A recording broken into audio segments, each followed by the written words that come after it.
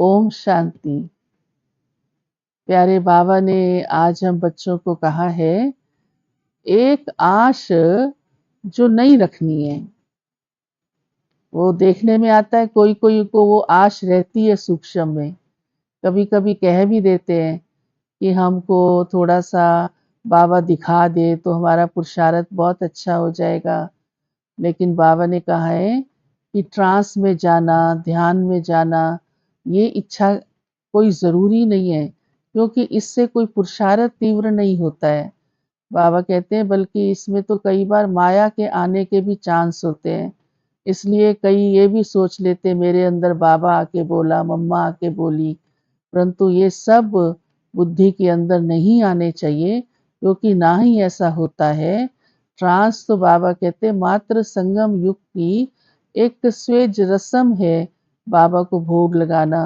वो भी बाबा जिसको वो वरदान देता है, वो ध्यान में जाने की बाबा गिफ्ट देता है, और कभी भी बाबा ले भी सकता है, तो वो कोई पुरुषार्थ नहीं कहलाता है। और हमारा जो भविष्य बनना है वो पुरुषार्थ से बनना है, कोई ट्रांस में जाने से नहीं बनना है। और ज्ञान को समझ करके जब हम कर्म करते हैं तो वो हमारी मेहनत जमा होती है, उसी से हमारा भाग्य बनता है। इसलिए बाबा कहते हैं ज्ञान से अर्थात बुद्धि से समझ करके हम चलते हैं तो योग भी अच्छा लगता है और निरंतर लग सकता है। तो आज बाबा ने कहा है अपनी याद पर ध्यान दो। यहाँ तक कि जब भोजन बनाते हो तो भोजन भी बाबा की याद में ही बनाओ। कर्म तो करना ही है, कर्म करते भी बाबा की याद में ही रहो। पढ़ाई पर भी ध्यान दो। तो ये वास्तव में हमारा पुरुषार्थ है। और साथ ही बाबा कहते हैं कि हठ योगी नहीं बनना है। कई फिर सोचते हैं अच्छा बाबा कहता है कि ये पुरुषार्थ करो, मेहनत करो, तो हठ से तबीयत नहीं चल रही होती है तो भी, या रात को जाग जाग कर बैठेंगे। बाबा कहते हैं नींद भी भले करो, भोजन भी खाओ, लेकिन बाबा की याद रहे बस।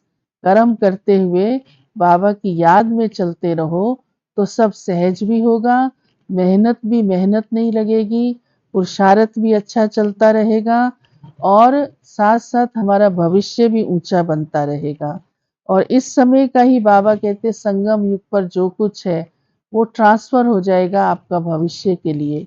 तो ये भी अपना सब कुछ सफल करना है, तन मन धन सेवा में लगाने से, सहज रीति से अपने परिवार को देखते हुए बाबा कहते अपना भाग्य बनाते जाओ।